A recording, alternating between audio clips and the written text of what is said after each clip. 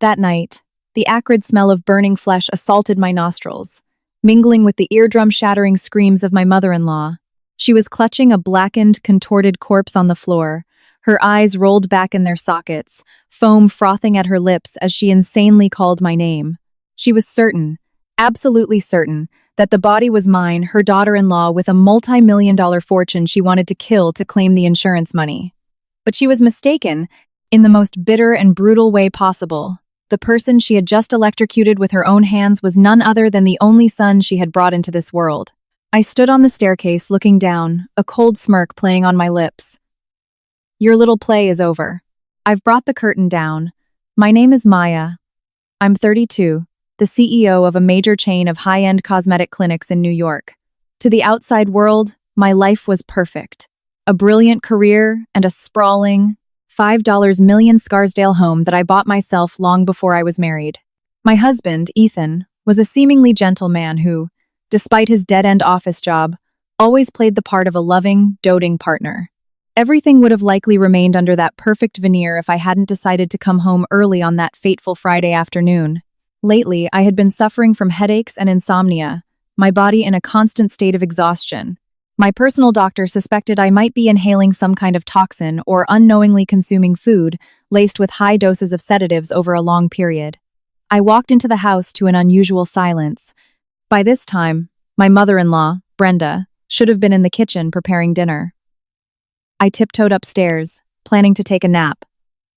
But as I reached the top step, I froze. Through the cracked open door of my bedroom, I saw a figure hunched over, doing something to the doorknob. It was Brenda. She was fumbling with a roll of black electrical tape, a pair of wire cutters, and a small, sharp piece of copper wire. I held my breath, pressing myself against the hallway wall. My heart hammered against my ribs, but my mind was terrifyingly clear. She carefully stripped the plastic coating from an electrical cord running from a wall socket, threaded the thin copper wire along the edge of the wooden doorframe, and then deftly wrapped it around the metal interior of the bedroom doorknob. When she was done, she used the black tape to cover the plug. The camouflage was so perfect that unless you looked closely, you would never notice that a lethal 120-volt current was waiting to surge into the hand of the unlucky person who touched that knob. I stood paralyzed, a chill running down my spine. My mother-in-law was setting an electrical trap, and that trap was on my bedroom door. My head spun. Why would she want to kill me? What had I done wrong? I gave her a $3,000 allowance every month. I provided for this entire family, wanting for nothing. Where did this betrayal and cruelty come from? Before I could collect myself, Brenda's phone rang. She jumped, hastily wiping her hands on her apron and glancing around before answering. She put it on speaker, probably because her hands were busy cleaning up her tools. The voice of Ethan, my gentle, exemplary husband, came through, loud and clear. Are you done yet, Mom? I just checked the security camera at the gate. Maya isn't home yet. Tonight, I'll use the excuse of a company party to stay out late. You have to make sure you set it up properly. Just relax, Brenda replied. I was very careful. I threaded the copper wire inside the wood trim. She could have the eyes of a hawk and still not see it. Tonight, I'll make her a nice chamomile latte. I'll add the 3 strong sleeping pills you gave me yesterday. After she drinks it, she'll be drowsy and stumbling. When she goes up to her room and grabs that doorknob, only God will be able to help her. Be careful, Mom. After it's done, you have to cut the power at the main breaker immediately. Pull out the cord before you call 911. Everything has to look like an accident, like a short circuit from the water heater in her bathroom. The cops are smart these days. One little slip-up and we're both in for life. I know. You don't have to lecture me. As soon as this little bitch is dead, that $2 million life insurance policy you took out on her last month will be yours, along with this $5 million house. She dies without a will. The assets go to the husband. Then you can finally bring Jessica and my grandbaby boy to live here in luxury. I've had enough of waiting on this witch hand and foot for a year. Remember, Mom, flip the main breaker at exactly 10 p.m. to activate the outlet in her room. Don't do it too early in case she hasn't gone up yet. I'm turning my phone off until tomorrow morning to create my alibi. Okay, get it done. I'm hanging up. The call ended. The dial tone echoed dryly in the silence. I leaned against the wall, my hands clenched so tightly my nails drew blood. Pain? This was beyond pain. Disappointment had shattered its limits. What was burning inside me now was a supreme rage, a hellfire that wanted to incinerate these creatures wearing human masks but possessing the hearts of beasts. A $2 million life insurance policy, a $5 million house, a mistress named Jessica, a grandson. The words repeated in my head like a death sentence they had written for themselves. So, my recent headaches and fatigue were all due to the sleeping pills and sedatives they had been secretly putting in my food. They were weakening me, making my death by electrocution tonight seem as plausible, as natural, as possible. Tears wouldn't fall. When you're pushed to the brink of being murdered, crying is a game for the weak. I am Maya Williams. I built this empire from nothing, fighting tooth and nail in the business world for years.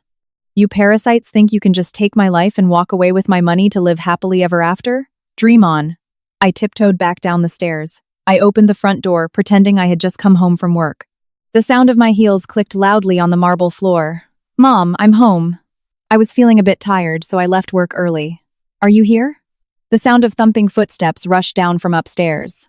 Brenda appeared, her face momentarily flustered, sweat beading on her forehead, but she quickly plastered on a nauseatingly fake smile. Oh, my dear, you're home. Why so early today? You look so pale. Go on up to your room and rest. I'll make you a nice chamomile latte to help you relax, Ethan called. He has a company party tonight and will be home late. I looked directly into her eyes and smiled gently. Yes, I've had so much work lately, I'm exhausted. But Mom, I think the air conditioner in my bedroom is broken. It smells strange. Can I just sleep in the living room on the first floor tonight? I don't want to climb the stairs, my legs are tired. I've already locked my bedroom door. Please don't go up there to clean, you'll stir up the dust. What? Sleep in the living room? But your bed is so much more comfortable. I just cleaned your room, it's spotless, she stammered, panic evident in her eyes as her plan went off course. If I slept on the first floor, her electric trap upstairs would be useless. It's okay, Mom. I'm really tired. I'm fine with the sofa. I just want absolute quiet tonight. You go ahead and make the latte. I'll drink it and go right to sleep down here. With that, I tossed my designer handbag onto the sofa and lay back, closing my eyes. Brenda hesitated for a moment, biting her lip, her eyes filled with frustration, but there was nothing she could do. She trudged reluctantly into the kitchen. The moment her back was turned, I opened my phone. Ethan's phone was off, just as he'd said, to create his alibi. Perfect. If he wanted to play the alibi game, I would give him an undeniable reason to come back. He wanted to kill me with 240 volts. Fine. The one who digs the grave will be the one who falls into it. I opened my messages and composed a text to Ethan. I knew that even with his phone off, his greed would compel him to turn it on occasionally to check if his mother had reported my death. Honey, sorry for coming home early without telling you. I was just cleaning out the closet in our bedroom upstairs. I found the certificate of deposit for $1.5 million that I was planning to use for the new branch. I left it on the bed. You're coming home late tonight, just go on into the room and get it. Tomorrow, since I'll be busy, you can take it to the bank and transfer it all into your personal account to manage the investment. It'll be more convenient. I'm sleeping downstairs to help with my headache. Just go straight up when you get home. Don't wake me. Love you. Message sent. A cruel smile spread across my lips. $1.5 million. That was enough to make any greedy man's eyes pop. Ethan could never resist the temptation of that kind of money, especially when it was about to be in his name. He wouldn't call Brenda to check, because he was naturally suspicious and secretive. He would want to get his hands on that CD himself before anything happened to me. And most importantly, I had told him to go straight upstairs, told him to open the door himself. The electric trap his mother had set was just waiting for the breaker to be flipped at 10 p.m. I closed my eyes, calmly listening to the clatter of the knife on the cutting board from the kitchen. Brenda was making my sedative latte. She had no idea that tonight, the person drinking from that hellish cup wouldn't be me. At 7 p.m., Brenda brought out a steaming mug. Her face was a mask of solicitous love. Maya dear, drink this while it's warm. I made it just for you. Drink it and get a good night's sleep, you'll feel so much better. Thank you, Mom. I took the mug. The strong, artificial scent of the sedative was masked by the chamomile, but to someone as sensitive as me, it was unmistakable. Mom, I think I hear water dripping in the kitchen. Can you go check for me? I don't want the hardwood floors to get ruined. Where? What water? Such a fuss. Brenda grumbled, turning and hurrying back to the kitchen. That was all the time I needed. I took the mug and poured the entire drugged contents into a large potted plant in the corner of the room, leaving just enough to wet the bottom. When Brenda returned, I was pretending to spoon up the last few drops. That was delicious, Mom. I drank every last drop. I think I'm going to sleep now. My head is starting to feel dizzy. Oh, yes, you go to sleep now. Sleep deeply, my dear, she said, a half smile on her face, her eyes glinting with triumph. She took the empty mug and walked back to the kitchen. Her steps hurried. She was probably getting ready to count down to the moment she'd flip the breaker. I pulled the blanket up to my chin on the sofa. The house fell silent. I knew that from this moment all I had to do was wait. 8-009-009-30. My phone vibrated softly. It was a notification from the private security camera system I had secretly installed at the gate, which fed directly to my phone. A figure in a black jacket and a helmet was quietly opening the gate and slipping inside. It was Ethan. He had turned on his phone, read the message about the $1.5 million, and had snuck home earlier than planned. He moved stealthily, not daring to turn on any lights. He was afraid of waking me on the first floor, afraid of disrupting his mother's plan. He crept up the stairs, heading straight for my bedroom on the second floor. At the same time, from the basement, I heard the faint click of Brenda near the main electrical panel. 9:55 p.m. Ethan was standing in front of the bedroom door. 10:00 p.m. Sharp. From the basement, Brenda's muttered voice drifted up. Die, you bitch. Go see the devil. Clack. The sound of the main circuit breaker being slammed down was violent and decisive. The lethal 240-volt current was officially activated, surging through the copper wire wrapped around the doorknob on the second floor. Instantly, a sound from upstairs froze the very air. Bzzzzzt, crack. It wasn't a normal scream. It was the sickening, sizzling sound of a high-voltage short circuit, accompanied by a choked, gurgling cry that was horrifyingly cut short in less than 2 seconds. Ethan's body was thrown back, convulsing violently before collapsing onto the hardwood floor. A heavy thud echoed through the house. The smell of burning flesh and scorched fabric immediately filled the air, seeping through the cracks in the doors and wafting down to the first floor. In the basement, hearing the noise, Brenda was ecstatic. She cackled in the dark. She's dead. The bitch is finally dead. 20 million is ours. She waited exactly 3 minutes, just as planned with Ethan, to make sure her daughter-in-law was completely dead. Then she flipped the breaker back on, restoring the lights, and feigned a panicked voice, running heavily up the stairs. Maya! What was that? Is something on fire? Maya! I sat up on the sofa and calmly poured myself a glass of water. I took a sip, leisurely listening to her footsteps as she reached the second-floor landing. And then, the most horrific, desperate, and soul-shattering scream I had ever heard tore through the night. No. Ethan! Oh my God, my son! Her scream sounded as if her throat had been ripped open. The sound of wailing, of her head banging against the floor, echoed through the house. She had seen it. She had seen the blackened, contorted corpse, its hands still fused to the sparking doorknob. It was none other than Ethan, her precious golden boy. I set the glass down, smoothed my clothes, and began to walk slowly up the stairs. The bright hallway light illuminated the most tragic scene of karmic justice. Brenda was cradling Ethan's charred body, her hands smeared with blood and soot. She was screaming like a slaughtered animal, saliva dribbling from the corners of her mouth. What's wrong, Mom? It's the middle of the night. Why are you screaming? My voice was even cold and devoid of any emotion. Brenda jerked around. Seeing me standing there, in the flesh, completely unharmed, her eyes bulged, her pupils shrinking in absolute terror. She looked at me, then back at her son's corpse, her mouth agape, unable to form a single word. You, why are you alive? Why is Ethan? What did you do to my son? I smiled, a smile that made her tremble to her very bones. What are you talking about, Mom? I was sleeping downstairs. I had no idea Ethan was home. He must have come upstairs and gotten shocked by the doorknob. Someone must have rigged it with a live wire. Tisk, tisk. What a tragedy. I wonder what kind of monster would set a 240-volt trap like this to hurt someone. What goes around, comes around. The one who digs a grave for another often ends up burying their own son. Hearing this, it was as if a bolt of lightning had struck her brain. She understood. She understood that I knew everything, that she had flipped the switch that killed her own son. The shock was too great. The overwhelming guilt and panic caused her mind to snap. She hugged Ethan's body, laughing hysterically, then sobbing, clawing at her hair until her scalp bled. Ha ha, Ethan. I killed you, my son. I killed you. $2 million. The house. Ha ha ha. I'm a monster. She had gone insane. A punishment far more terrifying than death. I calmly took out my phone and dialed 911. 911. What's your emergency? Hello, police? Please come to my address immediately. My husband has just been fatally electrocuted. And my mother-in-law. She seems to have lost her mind. Yes, I'll secure the scene. I hung up, looking down from my perch at the filthy chaos below me.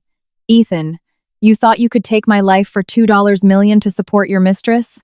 Brenda, you thought you could kill your daughter-in-law to steal her house? You picked the wrong opponent. This is just the beginning. When the police arrived, the script I had so carefully prepared would turn her son's death into an undeniable life sentence for her. You scum, one by one, will all go to hell. While waiting for the wail of sirens to tear through the quiet night of the Scarsdale neighborhood, I stood with my arms crossed on the stair landing, coldly observing Ethan's charred corpse and the woman who had gone mad. No tears fell. My heart was filled only with a profound sense of disgust. Looking back on the 10 years of my youth spent fighting in the corporate world to build this multi-million-dollar empire, I asked myself where I had gone so wrong as to bring a pack of demons in human skin into my home. 3 years ago, when I decided to marry Ethan, all my friends and business partners advised against it. They said he wasn't in my league, just a low-level HR clerk making less than $50,000 a year. But at the time, I was exhausted by the corporate battles. I yearned for a peaceful harbor, a gentleman who knew how to cook, who was patient, and who cared for me in the smallest of ways. Ethan played the part of the perfect husband flawlessly. He would massage my feet every night I came home late from work. He would draw me a hot bath with lavender oil. He constantly said that my wealth didn't matter, all he needed was me. Believing in that affectionate facade, I invited his mother, Brenda, to come live with us in this luxurious mansion. I gave her a supplementary credit card with a $5,000 monthly limit just for shopping and spa days. I bought Ethan a Mercedes so he could feel important among his colleagues. I was convinced that if I gave them a life of royalty, they would treat me with sincerity. But I had severely underestimated the bottomless pit of human greed.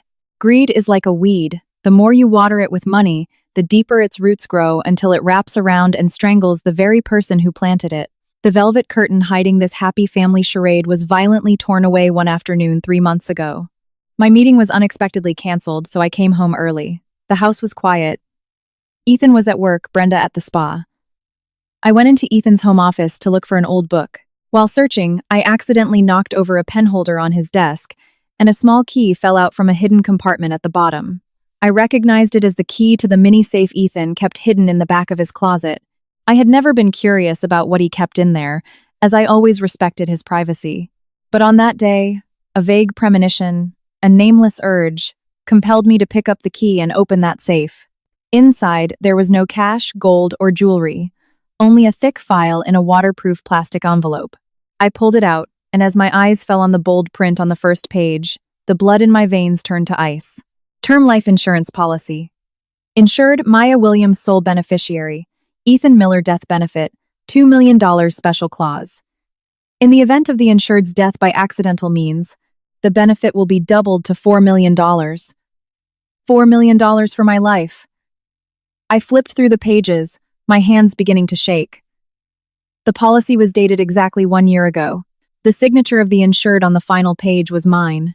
But I swear to God, I had never read or signed a life insurance policy with such a horrifyingly large payout. I racked my brain. A year ago, Ethan had brought home a stack of insurance papers.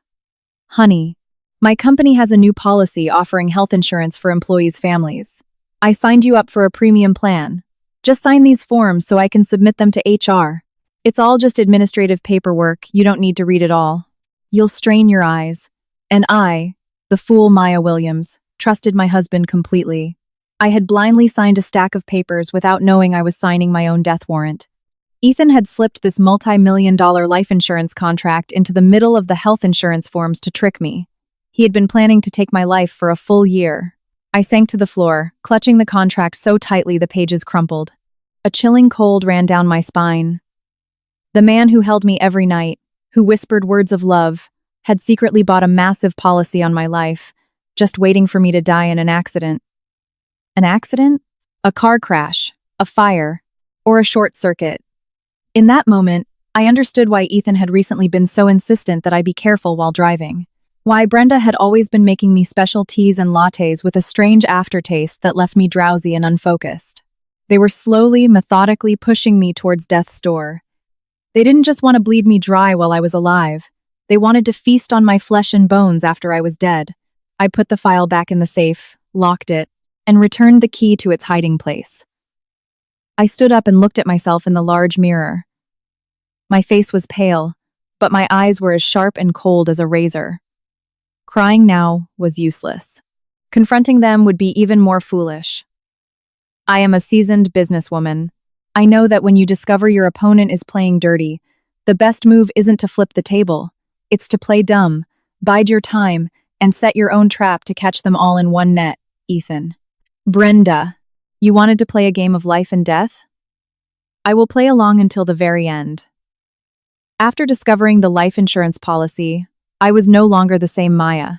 I still smiled at Ethan every morning and spoke gently to Brenda every evening. But beneath that perfect veneer, I had quietly set up a comprehensive surveillance system. I spent $20,000 to hire the best private investigation firm in New York. I also personally installed a GPS tracker and a micro recorder under the seat of Ethan's Mercedes. I replaced all the security cameras in the house with a system that had high-fidelity audio recording, all synced directly to my private server. It didn't take long. In less than a week, the mask of the virtuous husband was ripped away. Ethan wasn't working late or entertaining clients. The place his Mercedes stopped every afternoon wasn't his office, but a luxury apartment building in Midtown Manhattan. The lease was in the name of Jessica Clark, a 5-year-old freelance model. When the PI sent me the photos of Ethan with his arm around her, kissing her in front of the building's entrance, I just smirked. So that was the reason. He didn't just want my money, he wanted to clear the way to officially install this young beauty as the new mistress of my $5 million home. But what disgusted me the most wasn't Ethan's betrayal, but the cruel complicity of his own mother, Brenda. One afternoon, pretending to be on a business trip, I sat in my office and listened to the audio feed from the living room camera. What I heard that day completely shattered the last shred of humanity I thought they might possess. How is Jessica's morning sickness, son? Have you had an ultrasound to see if it's a boy or a girl? We did, Mom. The doctor is sure it's a boy. He's very healthy. But Jessica keeps pressuring me about making things official. She says her belly is getting bigger and she can't keep hiding out in that rented apartment. Oh, my poor grandbaby. You tell Jessica to relax and take care of herself. I went to see a psychic. She said this month is an unlucky one for Maya. As long as we handle her cleanly, I will personally go and welcome Jessica into this home next month. But Maya's been very cautious lately, Mom. I told her to get a new car. The mechanic had already loosened the brake lines on her old one, but she refused to drive it. How are we supposed to stage a car accident now? If not a car accident, then an electrical one. Just buy me a roll of copper wire and some pliers. The wiring in this house is all hidden in the walls. I'll run a line straight to her doorknob. I'm putting sleeping pills in her drink every day. She's already confused and drowsy. One jolt of electricity and she'll die instantly. No one will suspect a thing. That could work, Mom, as long as it's clean. Jessica said that once Maya is dead and we get the $4 million from the insurance, she'll give me another son. She's young, she knows how to please a man. Not like Maya, who's always buried in her computer, as stiff as a board. Maya is just our money printing machine. Now that she's printed enough, it's time to scrap her. This house belongs to the Miller family.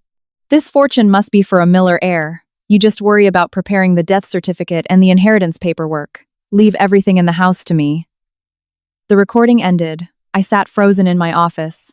The air around me felt frigid. Money printing machine. Scrap her. The words hissed in my mind. You animals. You use my money to live in luxury, use my money to rent an apartment for a mistress, and now you conspire to kill me, to steal everything for that bastard child of betrayal. If I simply divorced them and threw them out, it would be too easy. Their crimes had to be paid for with blood and tears. You want to play the accident game? I'll show you what a real, unforeseen accident looks like. I picked up my office phone and dialed an internal extension. Get Mr. Davies, the head of our legal department, and Mr. Russo, from the private security firm to my office. Immediately. This was no longer just a family matter. It was a purge. The mistress, Jessica, was dreaming of a massive fortune. Brenda was dreaming of her precious grandson. Ethan was dreaming of a billionaire's life.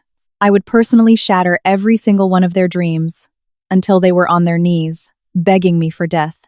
To enter a life-or-death battle where the enemy is stalking you daily, the first step isn't to grab a knife, it's to strip them of their motive. The motive for Ethan and Brenda was the insurance money and my assets. If I died, they would get everything. So, I had to make them understand that whether I lived or died, they would never see a single cent. In my sealed office, I sat across from Mr. Davies, the head of my corporation's legal department, and Mr. Russo, a retired intelligence officer who now ran an incredibly professional private security network. I placed the recorder with the conversation between Ethan and Brenda on the table. After listening, the faces of the two men grew dark. Mr. Davies pushed up his glasses, his voice firm. Ma'am, this is ironclad evidence of premeditated conspiracy to commit murder. We can take this to the police right now. They'll issue an arrest warrant immediately. You don't need to put yourself in any more danger. I shook my head, a smirk on my face. Mr. Davies, if we report them now, it's only attempted murder. At most, they'll go to prison for a few years and get out. I don't want that. I want them to carry out their crime. I want them to face the highest penalty under the law. And more than that, I want them to feel the pain of losing their most beloved person, just as they plan to do to me. The crime must be completed for the sentence to have weight. Mr. Russo frowned, his eyes full of concern. You mean you're going to let them set the electrical trap? That's extremely dangerous. One small mistake, and that 240-volt current will kill you instantly. We can't guarantee your absolute safety if you're directly in the line of fire. Don't worry, Mr. Russo, I said, tapping my fingers on the desk. I won't be touching that door. Someone else will. Your job is to get me 3 of your best people to install concealed cameras covering the entire second-floor hallway and the basement electrical panel area.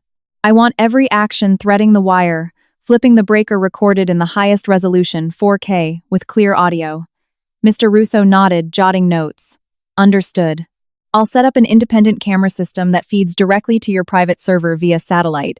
Even if they cut the power to the house, the cameras will run on battery backup and record in infrared. Excellent. And you, Mr. Davies, I said, turning to the lawyer. Your job is to handle my entire estate today.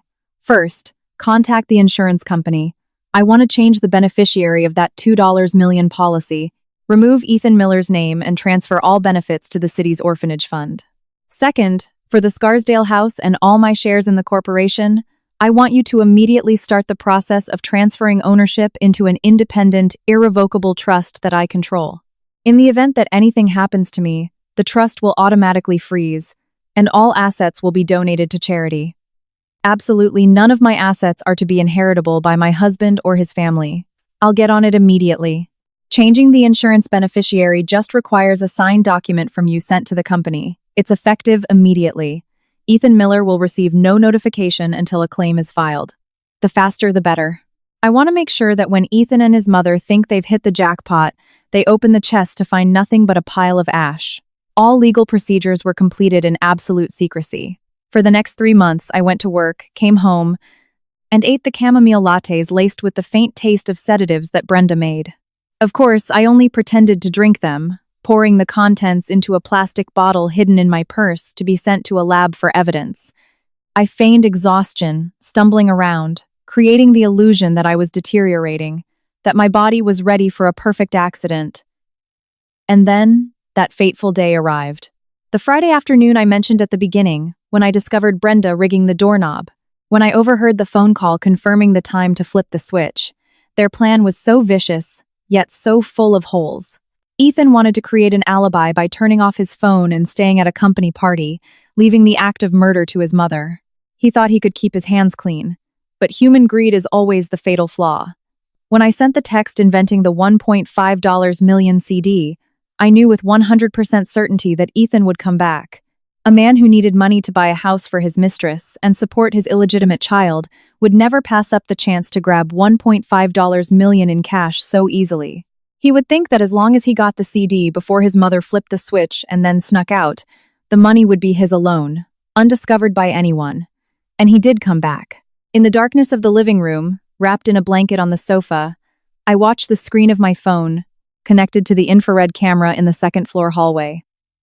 At exactly 9:50 p.m., Ethan's figure appeared. He was wearing a black jacket and a motorcycle helmet, tiptoeing down the hall. He didn't turn on the lights, afraid of waking me downstairs. He didn't call his mother, afraid she would find out he was sneaking back to take the money. He stopped in front of my bedroom door. His gloved hand reached out, grasping the metal doorknob. He was about to turn it and step inside, but he didn't know that his own mother had stripped the knob of its insulation. He didn't know that in the basement, his mother had her hand on the main breaker, cursing me to hell. The clock showed exactly 10:00 p.m. Clack! On my phone screen, a brilliant, blinding blue spark flashed in the darkness. Ethan's body was thrown back as if by an invisible force, every muscle contracting, clinging to the wooden door. The 240-volt current coursed through him, cooking him from the inside out. The game was over. The Grim Reaper's scythe had swung, and the one who met its blade was the one who had sharpened it. The house was so quiet now I could hear my own heart beating. I sat curled on the plush leather sofa in the living room. Darkness enveloped everything. The only light was the pale blue glow from my phone screen illuminating my face. The old grandfather clock in the corner ticked methodically, each tick a countdown, leading the greedy ones outside into the gates of hell. I had turned off all the lights on the first floor and drawn the heavy, double-layered velvet curtains to ensure not a single ray of light escaped. The house now felt like a giant iron cage, and I was the hunter, patiently waiting for the prey to walk right into my trap. On my phone, the high-definition infrared cameras streamed every movement from the front gate to the second-floor hallway. Through the black and white lens, I watched a familiar black motorcycle pull up quietly, the engine cut. As it was coasted to a hidden spot behind the iron gate, the man in the black jacket and full-face helmet got off. No matter how he tried to conceal himself, I recognized the familiar build of Ethan, the husband I had loved and supported with all my heart for 3 years. $1.5 million. In cash. That stupid bitch, Maya. She fought so hard in the business world, went up against so many ruthless competitors, but in the end, she's just a foolish, sentimental woman. She's willingly handing over her entire empire to me, even telling me to let myself in to get the CD so I can transfer it to my name tomorrow morning. All I have to do is grab it, stick it in my bike's storage, and get out of here before 10 p.m. Mom will flip the switch, and she'll be fried in that room. Tomorrow, I'll stand there as the grieving husband, the most heartbroken man in the world. $4 million in insurance money plus this $1.5 million in cash. Jessica and I will live like royalty. The son in her belly will be born with a silver spoon, never having to suffer the humiliation and poverty I did. I have to be quiet. Can't let Mom know I came back for the money. She'd demand a cut. This is mine, for my new family. I watched his lip movements and stealthy steps through the camera. A contemptuous smile spread across my face. His greed had blinded all reason. He had no idea that the $1.5 million text was just the sweetest, most lethal bait I could dangle. A murderer at heart like him, who valued money above all else, could never resist the allure of a fortune laid bare before him. He slipped through the front door, carefully turning the lock without a sound. He didn't turn on the lights, afraid of waking me in the living room, and even more afraid of his mother in the basement discovering he was double-crossing her. Simultaneously, the camera in the basement showed Brenda. She stood with her arms crossed in front of the main electrical panel. In the dim glow of a single nightlight, her face looked grotesque and twisted, like a witch casting a dark spell. She kept glancing at the wall clock, her lips moving as she counted down the seconds. 9:55, just 5 more minutes. You think you can escape me by hiding downstairs, you little tramp? I paid a fortune to have an electrician rig the entire second-floor circuit into that doorknob. Your door is locked. You lie down there for a while. The sleeping pills I put in your latte will make you dizzy and confused. You'll have to drag your pathetic body up those stairs and reach out your delicate little hand to turn that knob 240 volts. You'll die, twisted up like a roasted dog. 4 million in insurance, a $5 million house. Starting tomorrow, it all belongs to the Miller family. I'll throw out all your trash, welcome Jessica, and parade my grandson all over this rich neighborhood. Just die. Die and get out of our lives. I leaned back into the sofa, crossing my arms, tapping my foot lightly on the marble floor in time with the clock. 9:57. Ethan had crept to the top of the stairs. He hugged the wall to avoid making the floorboards creak. He stopped in front of the master bedroom door, the door behind which he believed a $1.5 million CD was waiting. He reached out his hand. Damn, this knob feels cold today. I have to turn it gently, can't make a sound. Open the door, grab the CD from the bed, and get the hell out. Let the old lady handle the murder. She's old anyway. If she goes to prison, it's a sacrifice for the future of her son and grandson. I'm the man of the house now. I have to stay clear of all the risk. 9:58. In the basement, Brenda placed her hand on the main breaker switch. She gripped the plastic handle, the muscles in her old arm tensing as she prepared to slam it down. 9:59. Almost time. Ethan must be drunk at his party by now. He has the perfect alibi. I'm the one doing it, but I'll fake a short-circuit scene. The police will just rule it an accident from the water heater. You can't blame me, Maya. Blame yourself for being so rich and so stupid, for trusting the wrong family. 10:00 p.m. Everything happened in a flash. My eyes were glued to the two split screens on my phone. On the first, Ethan's hand made full contact with the cold metal doorknob. On the second, Brenda gritted her teeth and yanked the breaker switch down. A sharp, violent bzzzt crack tore through the silence. It wasn't a normal sound. It was the sound of a high-voltage current suddenly short-circuiting, forced directly into a living organism. On my screen, a brilliant, lethal blue arc of light erupted from the doorknob. Gurgle. Ethan's scream was choked off before it could even form, suppressed by the intense current into a horrifying, gurgling sound. His large frame was jolted into the air, his muscles contracting so violently that his bones audibly cracked. He was stuck to the door for about 2 seconds, his whole body seizing like a fish thrown onto a hot skillet. Then the current broke. His body slumped to the second-floor landing. A heavy, dull thud echoed through the house. The acrid smell of burning rose instantly. It wasn't the smell of burning wires. It was the smell of human flesh being seared, of synthetic fabric melting into skin. That smell of death crept through the door frames, down the stairs, and filled the living room where I sat. I raised a hand to my nose, took a deep breath. There was no fear, only the profound satisfaction of having just executed a death sentence on a cold-blooded murderer. What goes around, comes around. You tried to use electricity to take my life. Now that same electricity has incinerated your precious son and your pathetic hopes for a better life. I sat motionless in the dark, a cold smile on my lips, quietly waiting for the next act of this brutal play. In the basement, after flipping the switch, Brenda stood panting in the dark, clutching her chest, her heart racing with excitement. She strained to listen for any sounds from upstairs. The loud crackle and the heavy thud had reached her ears clearly. She had no idea that the person lying on the floor wasn't her daughter-in-law, Maya, but her only son, Ethan Miller. Ha ha. It's done. A thud that loud means the bitch is dead for sure. 240 volts straight to the hand. Even God couldn't save her from that. I have to wait another 3 minutes. Exactly 3 minutes, to make sure her heart and liver are fried.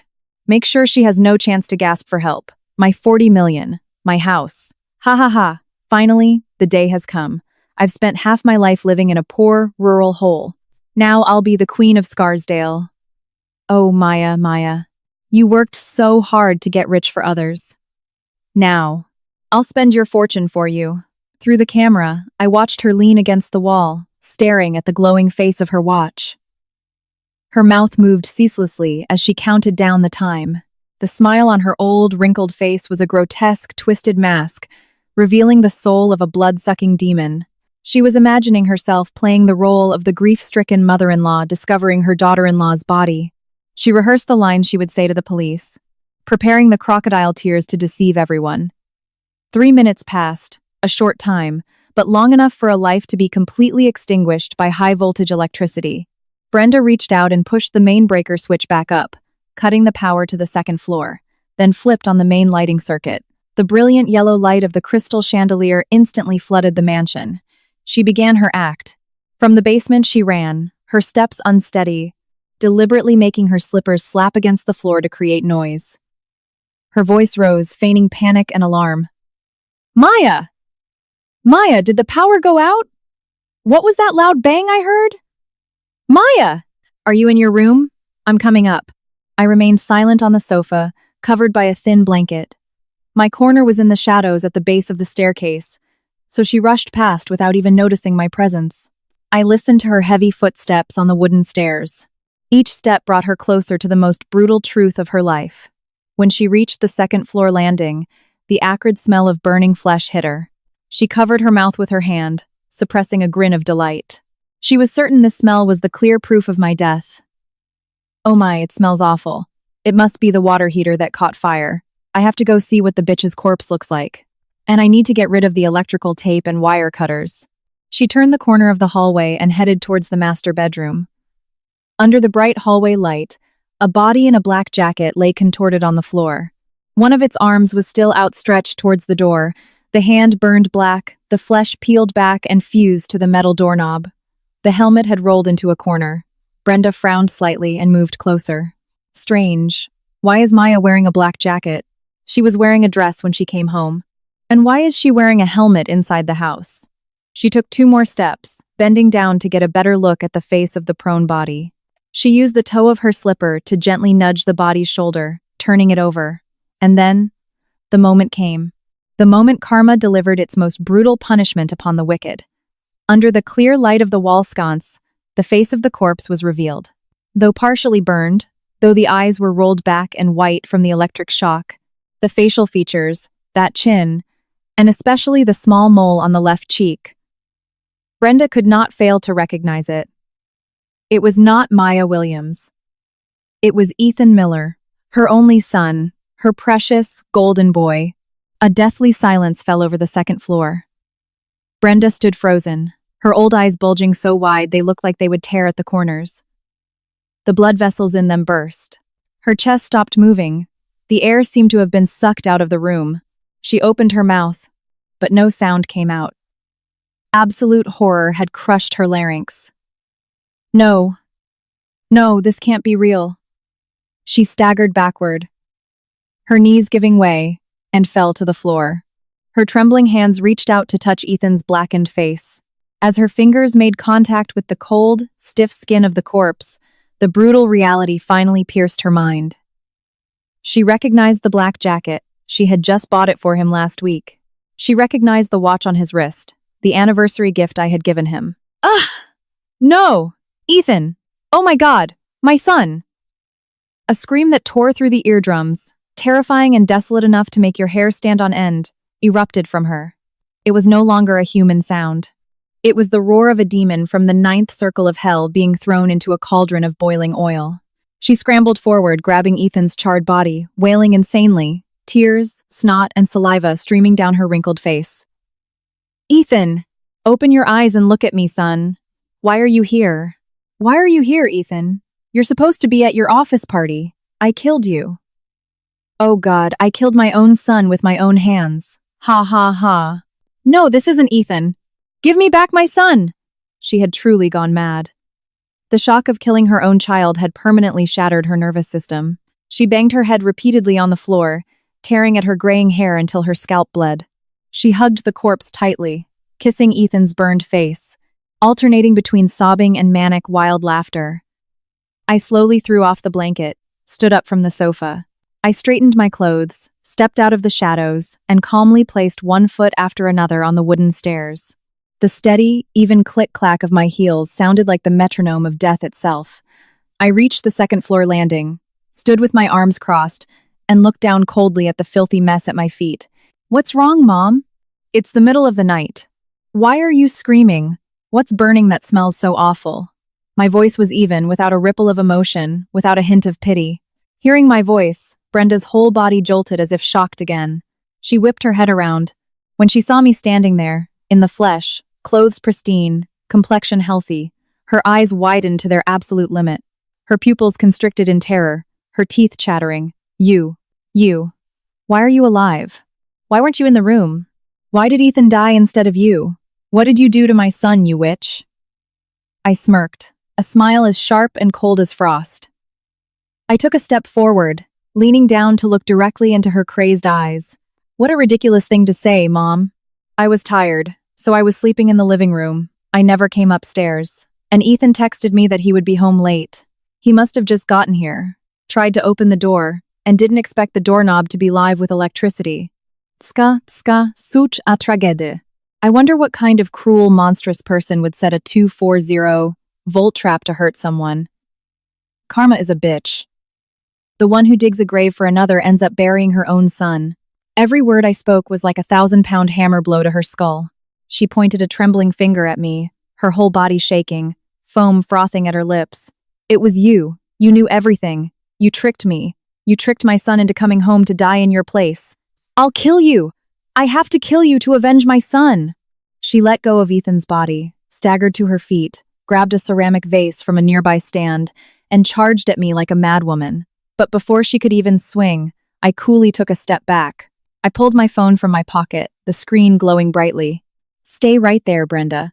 You take one more step, and the video of you stripping wires and rigging this doorknob, along with the audio recording of you and your son plotting to kill me for the insurance money, will be sent directly to the police department. Are you trying to kill me a second time? Brenda froze. The vase fell from her hands and shattered on the floor. She clutched her head and stumbled back, screaming in despair. She had completely and utterly collapsed. I coolly swiped my finger across the screen and dialed 911. The call connected instantly. 911, what's your emergency? Hello, this is the police, right? Please send someone to 12 Orchard Lane in Scarsdale immediately. There's been a serious electrical accident at my house. My husband. He's been electrocuted and is deceased. And my mother-in-law.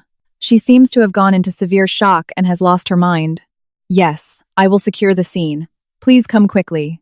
I hung up, putting the phone back in my pocket. My eyes never left Ethan's charred corpse and the woman clawing at her own face on the floor. This wasn't cruelty. This was justice. Those who scheme to take another's life out of greed must pay a price 10,000 times dearer.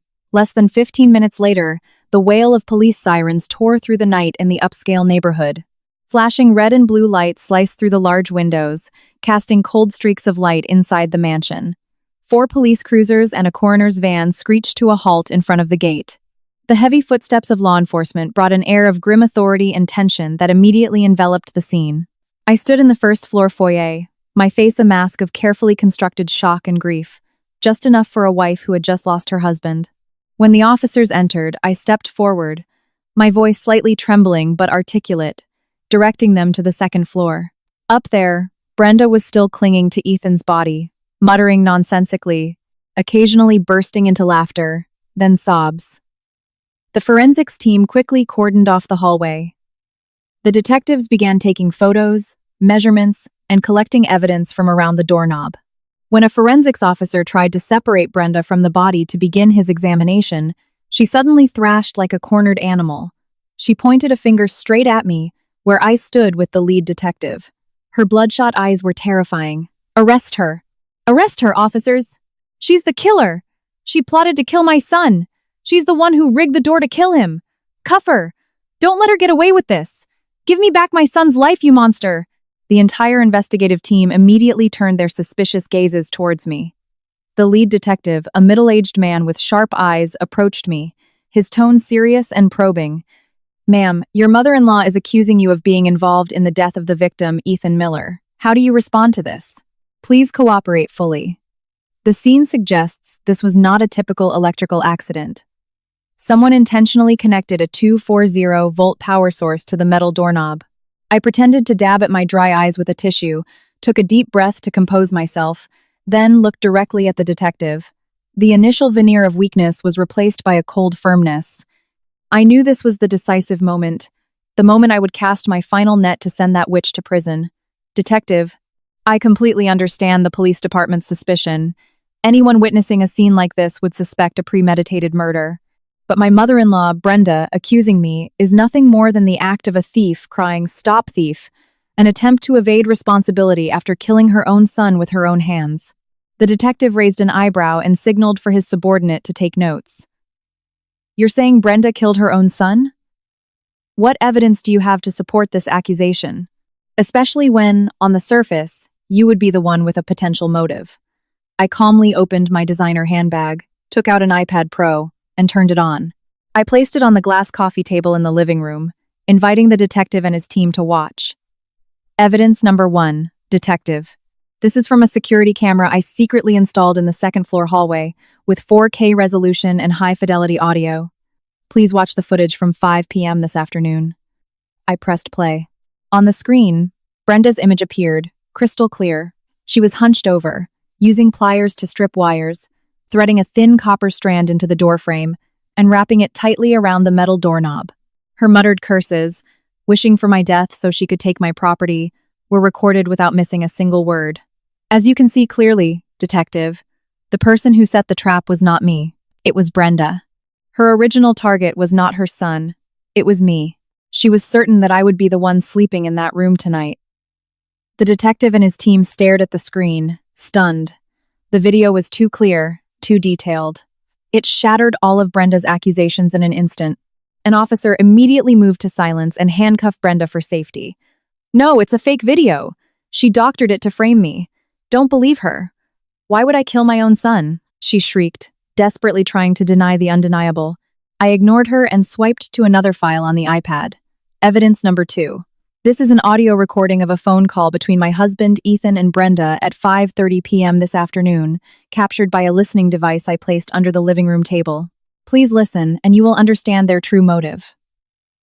I played the audio file. Ethan and Brenda's voices echoed clearly through the living room, in front of the entire police force. Their venomous words make sure you set it up properly. "As soon as she's dead, the $2 million life insurance policy will be yours. Bring Jessica and my grandson here. I'll make her a latte with sleeping pills we're all laid bare under the light of the law." The room was dead silent. Even these seasoned officers, who had faced all manner of criminals, seemed to shudder at the cold-blooded cruelty of this mother and son. The motive, murder for insurance money and property, was now painfully obvious. The detective nodded grimly. "All right, this video and audio are crucial pieces of evidence. But there's one thing we need to clarify, Miss Williams. In the recording, Ethan said he would stay at his office to create an alibi, while Brenda would be the one to flip the switch. So why did the victim suddenly appear at home and become the one who was electrocuted?" I gave a slight knowing sna, took out my personal phone, opened my text messages, and showed it to the detective. And this, detective, is evidence number 3. Recently, I noticed my health declining, with frequent headaches and drowsiness.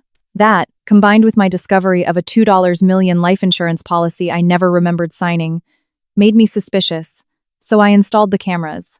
This afternoon, when I caught my mother-in-law in the act, I knew my life was in danger. To protect myself, and to expose their plot, I did not drink the drugged latte. I moved to the first floor to sleep, and I sent this text message to Ethan. The detective took the phone and read the message aloud. "Honey, I found the certificate of deposit for $1.5 million. I left it on the bed. Just go on into the room and get it. Don't wake me."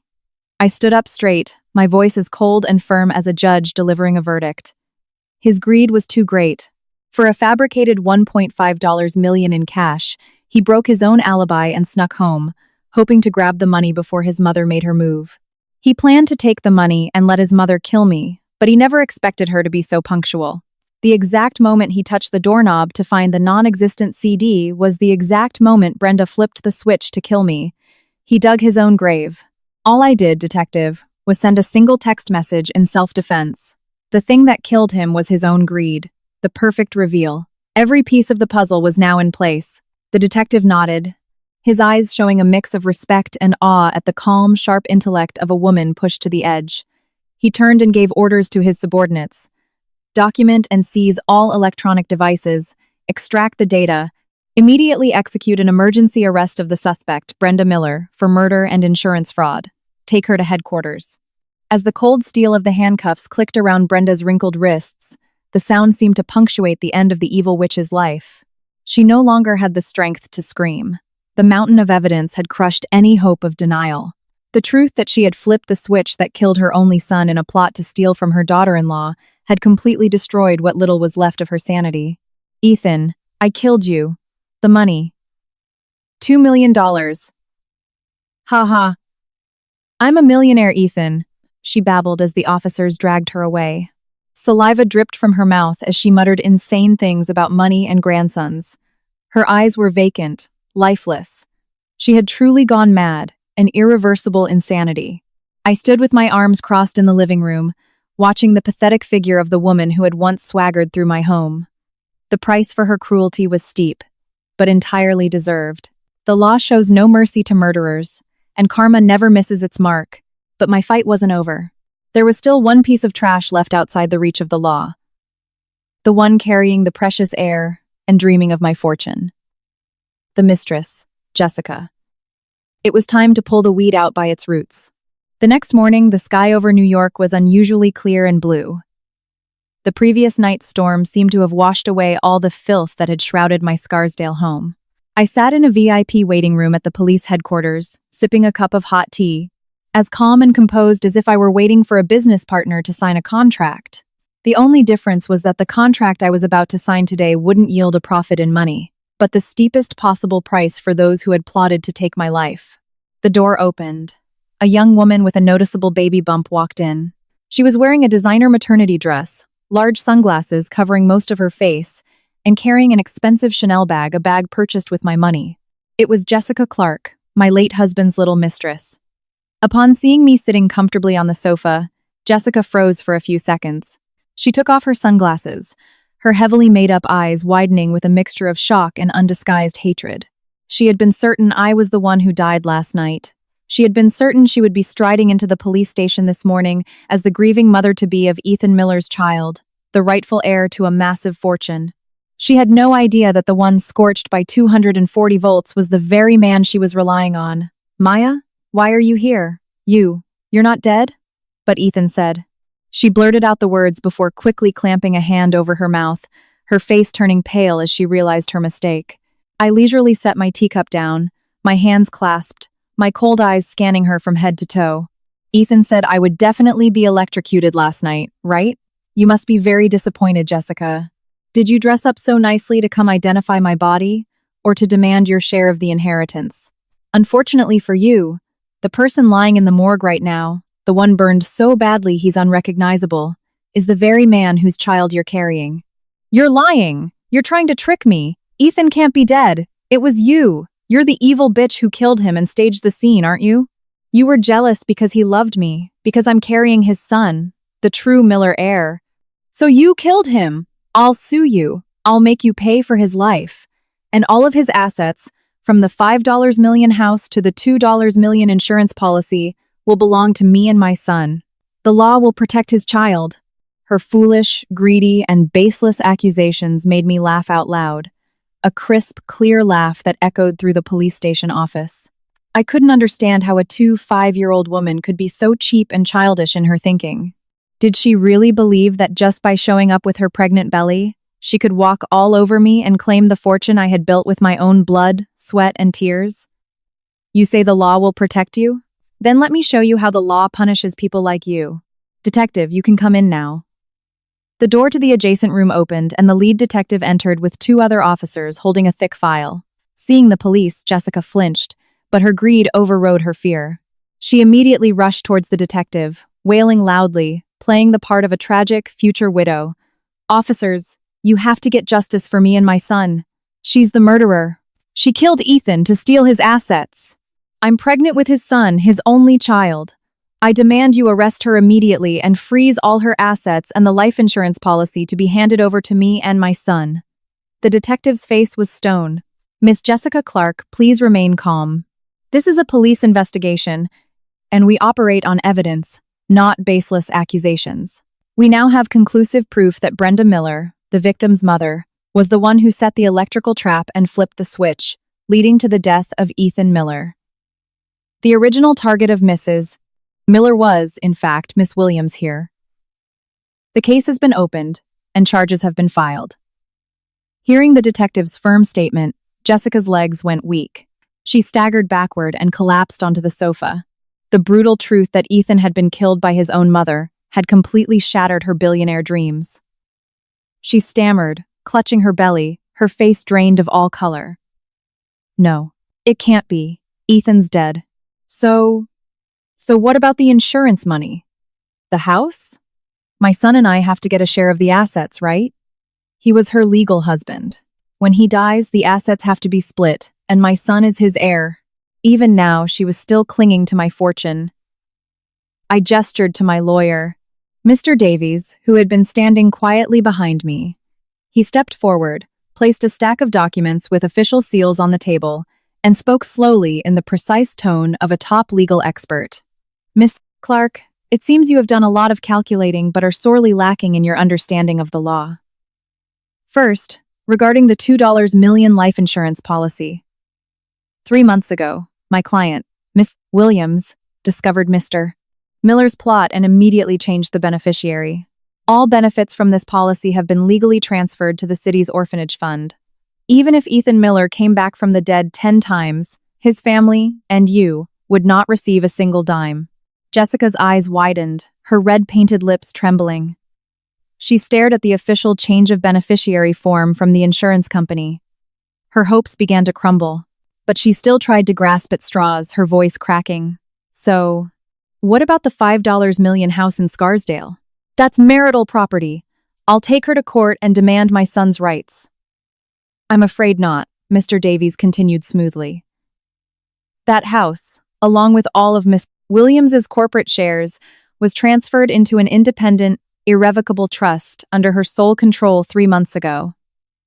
Legally, Ethan Miller did not own any assets of significant value. He died with nothing to his name, leaving no estate to be inherited. The child you are carrying, legally, is a child born out of wedlock with no claim to any of my client's assets. Jessica's world collapsed. Her entire sky of ambition had been shattered by the hammer of the law. She buried her face in her hands and sobbed, not for her dead lover, but for her own dark future and the dream of wealth that had just been so brutally extinguished. But I wasn't finished. Simply making her lose the money was too easy. She was part of the murder conspiracy, and she had to go to prison. I looked at the detective and spoke coldly. Detective, I would like to submit one more piece of evidence. This is an audio file collected by my private investigators from a listening device placed in Ethan's car. In this recording, Miss Jessica Clark can be heard repeatedly urging and inciting Ethan and his mother to quickly murder me to get the insurance money. I pressed play. Jessica's cloying, venomous voice filled the room. Honey, when are you going to take care of that old hag Maya? My belly is getting bigger. I don't want my son to be born without a proper father. Your mom said she bought the wire. Tell her to hurry up. When she's dead, we get the $4 million. Why bother with a messy divorce? She'll just take half the assets, and that's not fair to me and my son.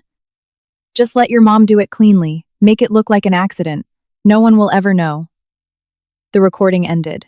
Jessica's sobs caught in her throat. She went rigid, staring at the iPad as if she had seen a ghost. She never imagined that her most secret words, spoken in the privacy of a car, had been recorded.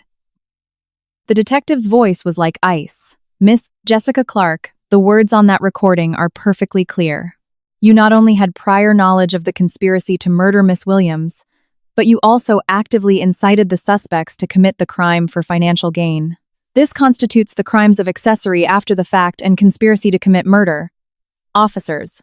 2 detectives stepped forward and flanked the mistress. A pair of cold handcuffs came out.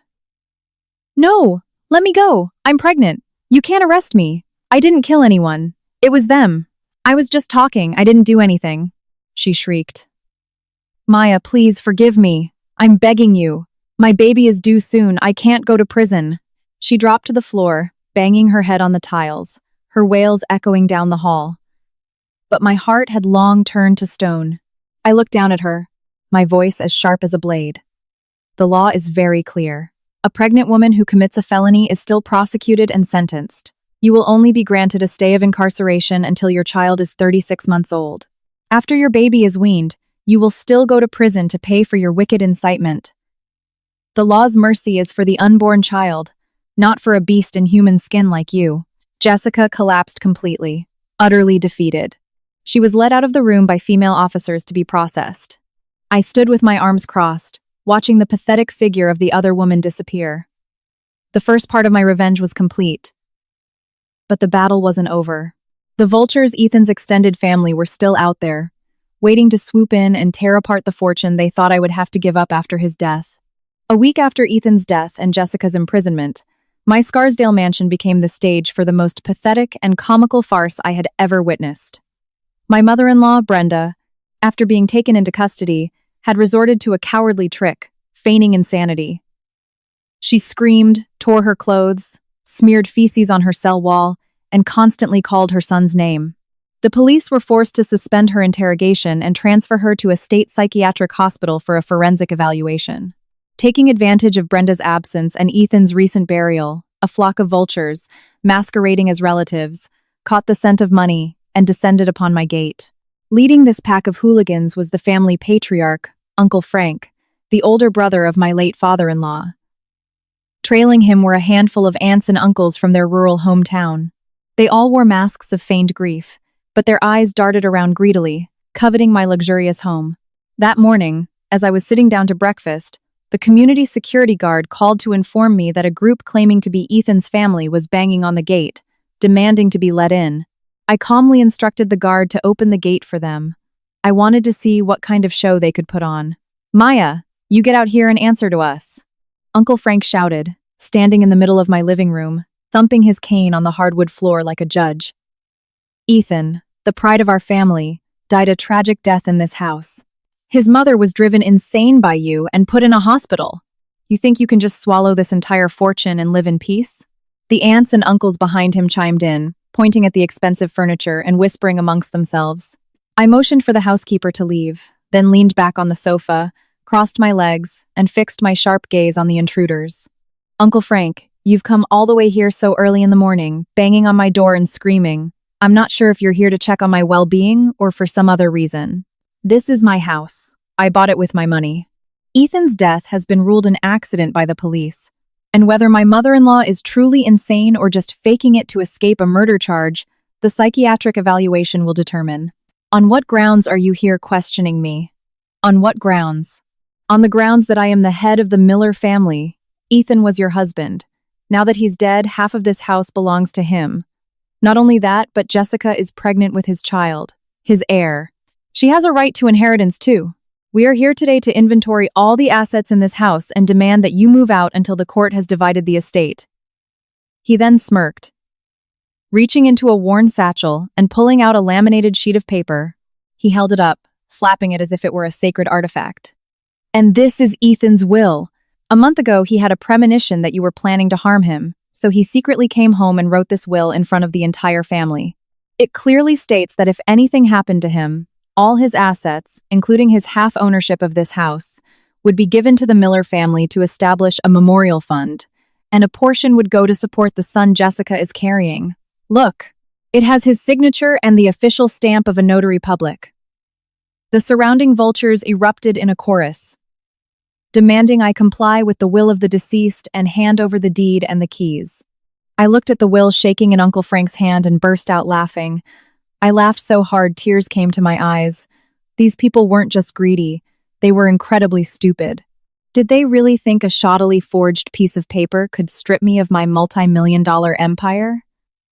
"Uncle Frank, you're over 70 years old. Shouldn't you be enjoying your retirement instead of participating in a serious criminal offense? Do you really think that piece of junk in your hand can turn my house into the Miller family memorial? Who's committing a crime? You dare call my nephew's will junk? It's been notarized. Don't think you can use your money to look down on the law." I didn't bother arguing. I picked up my phone and called Mr. Davies, my lawyer, who had been waiting in my upstairs office. A minute later, he descended the stairs, carrying a briefcase of legal documents. His sharp, professional demeanor immediately silenced the crowd. "Good morning, Mr. Frank, ladies and gentlemen. I am Miss Williams's legal counsel. Regarding the document you are holding, I can state with 100% certainty that it is a forgery and is legally worthless." Forgery? What do you know, Mr. Lawyer? That's Ethan's signature right there, and the town's official seal. Are you trying to steal the Miller family's inheritance? Mr. Davies remained unfazed. Listen carefully, sir. First, this mansion is the sole and separate property of Miss Williams, acquired before her marriage to Mr. Miller, with a clear and documented source of funds. Mr. Miller made no financial contribution to this property. Therefore, he had no legal right to sell, bequeath, or include in a will an asset he did not own. His will, attempting to give away half of this house, is legally null and void. His words were like a bucket of ice water on their ambitions. But he wasn't done. Second, and most importantly, this house is no longer legally titled in Miss Williams's name. 3 months ago, full ownership was legally transferred to an independent, irrevocable trust. Neither Miss Miller nor Miss Williams has the right to use this asset for inheritance distribution under probate law. To put it simply, your will is attempting to bequeath an asset that does not exist in the deceased's estate. It is, quite literally, a worthless piece of paper. Uncle Frank's jaw dropped. The fake will fluttered from his hand to the floor. The other relatives turned pale, whispering frantically. They never imagined I was so many steps ahead of them, having sealed every legal loophole to protect my assets. But their humiliation wasn't over. I walked over, picked up the forged will, dusted it off, and threw it at the old man's chest. Uncle Frank, did you really think forging a notary seal and Ethan's signature could fool the police? Are you aware that the act of forging official documents for the purpose of defrauding someone of assets valued over $500,000 carries a federal prison sentence? We're talking a minimum of 12 years. I didn't. Who's forging? Ethan signed it himself, he stammered, his legs trembling as he backed away. All his earlier arrogance gone, replaced by the sheer terror of a greedy country bumpkin caught red-handed. You don't have to explain it to me. Save it for the police. Mr. Davies, please call the detective and report that we have caught a group of individuals who brought a forged will to my home in an attempt to commit fraud, extortion, and grand larceny. Give them the camera footage from this morning and this fake will as evidence. My declaration was like a bomb exploding in the living room. The vultures scattered in panic. Some tried to run for the door. Others started crying and begging me not to call the police. But it was too late. I had already locked the doors with my remote security system. They had walked right into my trap, and I would send every last one of them to prison. Their greed had to be paid for with the full, unyielding force of the law. The mansion's iron gates swung open as 3 police cars screeched into the driveway. Officers stormed into the living room, to the absolute terror of the Miller clan. The same people who, just 15 minutes earlier, had been arrogantly demanding to seize my home, were now huddled together, pale and trembling, begging for mercy. But the law has no room for crocodile tears. Everyone, stay where you are. We've received a report of the use of forged documents in an attempt to commit fraud and grand larceny. Mr. Frank, please hand over the will. You will all need to come down to the station for questioning. The lead detective stepped forward and personally confiscated the fake will as evidence. Uncle Frank collapsed to the floor, a sobbing, sniveling mess. Officers, I was framed. I didn't know anything. It was Brenda, Ethan's mother, who put me up to it. She told me if I just brought this paper to scare Maya a little, she'd give me some money. I was just greedy for a small cut. I didn't know the signature was fake. Please, have mercy on an old man, I'm begging you. His panicked confession provided the police with a crucial lead. It turned out the puppet master behind this whole charade was none other than Brenda, the mother-in-law faking insanity in the hospital. Even locked away, that venomous woman had found a way to get a message out, inciting her late husband's brother to forge documents for one last desperate grab at my fortune. It was a scheme vile to its very core. Officers, I said, my voice ringing with authority. Mr. Frank's confession indicates a sophisticated document forgery ring back in their hometown. The seal on this will was likely stamped by a corrupt local official whom Brenda had bribed. I request that the department expand this investigation to root out this entire network. We cannot allow those who abuse their power to aid and abet criminals to walk free. The detective nodded in agreement. Immediately, the entire Miller clan, from Uncle Frank to the last aunt, was escorted into the police cars to be taken in for questioning. As the sirens wailed and the cars pulled away, taking the greedy parasites out of my life forever, the mansion was finally quiet again. In the following days, News from the investigation brought one legal victory after another. Based on Uncle Frank's confession, the police raided the home of the deputy town clerk in my husband's hometown. They found stacks of forged documents, blank papers with official seals, and ledgers detailing bribes received from Brenda. The corrupt official was immediately arrested. The entire forgery ring was dismantled. The relatives who had joined the extortion plot also faced charges for their roles. But the most satisfying news was the result of Brenda's psychiatric evaluation. The state medical board concluded that Brenda was fully competent and in control of her actions at the time of the crime and in the present. Her act of feigning insanity, the screaming, the smearing of feces, the hysterical crying was exposed as a complete fabrication. The doctors confirmed she was malingering to evade criminal responsibility for murder. When the evaluation results were delivered to Brenda at the hospital, the evil witch finally broke. She could no longer keep up the act. She just sat huddled in a corner, her eyes wild and vacant, muttering to herself. The reality that she would face the highest penalty for murdering her own son and attempting to murder her daughter-in-law had drained the last bit of life from her withered body. The final net had been drawn. Not a single member of that toxic family, not the mistress, not one greedy relative, had escaped the judgment of karma and the law. Ethan was dead, burned by the trap his own mother set. Brenda was facing a capital murder charge. Jessica was serving time with an unacknowledged child. The relatives were entangled in their own legal nightmare for forgery. Standing on the second-floor balcony, looking out over the glittering city lights, I held a glass of red wine and took a sip. The bitter taste on my tongue mingled with the sweet feeling of victory. In 10 years of business, I had never lost to an opponent. And in this brutal family war, I refused to be defeated. I had used my coldest logic, my iron will, and my thorough understanding of the law to single-handedly clean up the trash that life had thrown into my home.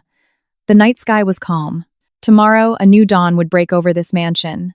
A dawn of freedom, of pride, and free from the shadows of demons. 6 months after that fateful night filled with the stench of death, the trial for the shocking murder case that had captivated the public finally began at the New York Supreme Court. The sky over the city was a grim, overcast gray, fitting the somber and brutal nature of the proceedings. I stepped out of a sleek black Mercedes, dressed in an elegant white power suit, my hair pulled back in a neat bun. I walked with proud, steady steps towards the courthouse, a phalanx of news cameras flashing around me. I did not shy away. The ones who should be hiding their faces in shame today were not me, but the demons about to stand in the dock. Inside the grand courtroom, the air was thick with tension. I sat in the front row, my back straight, my lawyer Mr. Davies and my security head Mr. Russo on either side of me. From a side door, the clanking of chains echoed through the silent room. 2 bailiffs escorted a woman in. It was Brenda. In just 6 short months, the ravages of prison and a guilty conscience had turned the once arrogant woman into a hollow shell. Her hair was completely white, her face gaunt, her eyes lifeless. As she shuffled past me in her prison-issued jumpsuit, she glanced up. Our eyes met. There was no defiance left, only a profound, bottomless terror. I met her gaze with a cold, unforgiving smirk. The prosecutor stood and began to read the indictment, his voice booming through the courtroom. Every word was a hammer blow, detailing the entire conspiracy, the buying of the wire, the sedatives in the latte, the plan to flip the switch at precisely 10 p.m. And the most damning detail of all, the moment Brenda herself pulled the lever, sending 240 volts of electricity into the hand of her only son. A wave of shocked murmurs rippled through the gallery. Brenda Miller, the judge's voice was stern. Do you admit to the acts as described in the indictment? Brenda clung to the witness stand, her body trembling. I do, she sobbed, her voice a broken whisper. I admit it. I did it all. I killed my son. I killed my Ethan. Oh God, my boy. She collapsed, weeping uncontrollably. Her cries echoed in the chamber, but they elicited no sympathy. They were the cries of a murderer facing her own mortality. What was your motive for conspiring to murder Maya Williams? The judge pressed. Money, she choked out between sobs. It was all for the money. Ethan had a mistress, Jessica. She was pregnant with a son. He wanted to leave his wife, but he knew he'd get nothing in a divorce. So we bought the life insurance policy, $20 million. If Maya died in an accident, he'd get everything. The money. The house. We were blinded by greed. I never thought. I never thought the one who would die would be my own son. Her raw confession sent another shockwave through the room. The judge then turned to me. Miss Williams, as the intended victim, do you have a statement for the court? I rose slowly and walked to the podium. Hundreds of eyes were on me. I looked directly at the judge, my voice clear and strong. Your Honor, members of the jury, as the woman who was meant to die in that 240-volt trap, I have no pleas for mercy for the defendant, Brenda Miller. Her bottomless greed and cruelty crossed the line of human decency. She not only intended to murder her daughter-in-law, but her evil actions also claimed the life of her own child. I ask this court to impose the highest and most severe penalty allowed by law, to punish this wickedness and serve as a deterrent to all of society. As for civil damages, the law has already protected my assets. I seek no compensation from her.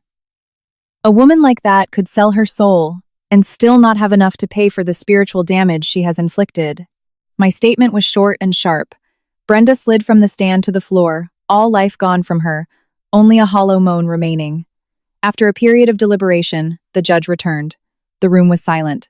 After reviewing all evidence and testimony, this court finds the actions of the defendant, Brenda Miller, to be exceptionally heinous and depraved. For the motive of personal gain, she conspired to commit murder in an organized and premeditated fashion. Though the ultimate outcome was not as she intended, her actions directly resulted in the death of a human being. On the charge of murder in the first degree, this court sentences the defendant, Brenda Miller, to life in prison without the possibility of parole. The gavel struck the block with a deafening crack. Life in prison. The words sealed her fate. Brenda fainted on the spot and was dragged from the courtroom by the bailiffs. The verdict was delivered. The wicked had been punished. My brutal legal battle was finally over, a complete victory for justice and for karma. Returning from the trial, I sat in the back of my car, watching the city go by. The storm had passed, and the sun was setting. The sky after a storm is always so clear and calm. My heart felt the same, a profound sense of peace. But I knew my work wasn't truly finished. The wicked were punished, but the filthy traces they left in my life needed to be erased completely. The car stopped in front of my Scarsdale mansion. The police tape was long gone. Mr. Davies and Mr. Russo were waiting for me inside. Mr. Russo, is the demolition crew ready? Yes, ma'am. They are in the basement, awaiting your orders. Tell them to begin. Demolish everything. Start with the staircase, I want it smashed to pieces. Rip out the bedroom door. Tear out the entire electrical system of this house. Start over. I don't want to see a single object, a single corner, that holds a memory of those people. And take all of Ethan and Brenda's belongings into the backyard, douse them in gasoline, and burn them. Burn it all to ash. My orders were carried out immediately. The sounds of sledgehammers and breaking wood echoed through the house. I stood in the foyer, watching the walls come down, watching the door where the lethal current had once flowed be torn from its hinges. It was a cleansing. Mr. Davies approached me with a file. Ma'am, the final legal matters are settled. Jessica Clark gave birth to a boy in the prison infirmary. After the forgery scandal, the Miller family is bankrupt and in debt. No one from their family would claim the child. I smirked. Poetic justice. They had hailed that fetus as the precious heir when they thought it would bring them my fortune. Now that the money was gone and they were facing their own legal troubles, they abandoned him without a second thought. The child has been placed in the state's foster care system, Mr. Davies continued. As for the relatives involved in the forgery, they received sentences ranging from 3 to 7 years. They had to sell all their property to pay the fines. They are destitute. And the Mercedes you bought for Ethan has been repossessed and auctioned off. The proceeds have been returned to your trust. You haven't lost a single penny to them. I nodded, satisfied, and walked to the backyard. A large bonfire was raging. The workers were tossing Ethan and Brenda's clothes, shoes, and personal effects into the flames. I watched the fire consume the designer shirts I had bought for my treacherous husband, the expensive handbags I had provided for my murderous mother-in-law. It all turned to ash, scattering in the wind. From this day forward, Maya Williams had no connection, not even a single thread, to those dregs of humanity. The most complete revenge is not just seeing your enemies fall, but living to erase every trace of their existence from your world. 3 years passed. Time, like a river, had washed the mud of the past out to sea. I stood on the balcony of my new penthouse apartment at the top of a Manhattan skyscraper, a glass of champagne in my hand, looking out over the city. After cleansing my life of its toxic past, I threw myself into my work with more passion than ever. My chain of cosmetic clinics grew into the nation's leading beauty empire. My wealth multiplied many times over. I was free, traveling the world, enjoying the life I had built for myself. No one was there to demand anything of me, and no one dared to covet what was mine. But my greatest success was not in my bank account. It was in the charitable trust I had established, the Maylight Foundation, dedicated to helping women who were victims of domestic violence and exploitation. Today, I stood on the stage at a national conference, in front of thousands of female entrepreneurs and activists, to launch a new initiative funded by my foundation. I was dressed in a powerful white suit, a queen in full command of her life. There was a time, I said into the microphone, my voice steady and clear, when I, like many women, believed that marriage was a safe harbor, that sacrificing for a family would bring happiness. But life taught me a bloody lesson. Blind subservience does not earn respect. It only enables the greed and cruelty of others to fester. A wave of applause filled the hall. The greatest lesson I can share with you today, I continued, is to never give anyone else control over your life. We must be financially independent. We must have our own careers. And we must understand the law. When you have money, you have a voice. When you understand the law, you have a weapon. Never sign a piece of paper without reading it. Never entrust your life's work to a man just because you trust him. Love can be blind, but reason and money must be managed with a very cool head. The applause was thunderous. I smiled, a radiant, proud smile. The man who tried to kill me for $2 million was rotting in a grave. The woman who tried to steal my house was rotting in a prison cell for the rest of her life. Karma never comes late. Those who sow the wind will reap the whirlwind. Those who live by deceit, who build their dreams on the blood and tears of others, will end up with nothing. And I, Maya Williams, the woman who had stood at the edge of death, was reborn, stronger than ever. I had swept the trash from my life and built a new brilliant dawn for myself. The sweetest, most ruthless revenge is not to destroy your enemies, but to live a life so magnificent, so successful, that you can stand at the pinnacle of your own triumph and watch them drown in the filthy mud of their own making.